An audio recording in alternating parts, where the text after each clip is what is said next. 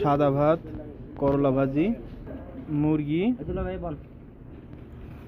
মুরগির গ্রিল।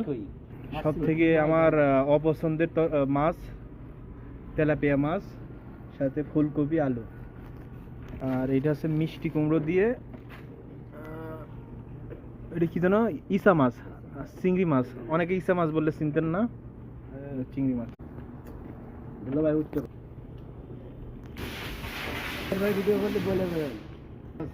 আর আমি নিয়ে আসছি রুই মাছ দিয়ে টমেটো দিয়ে ভুনা। अच्छा से थूक सेड़ता है ना, वो थूक तारों पे।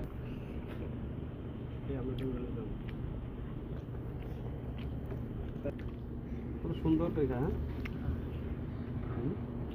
আমি উঠানোর পরে তারপরে টিপ মারছি। इसका बंदा खा जाएगा इधर।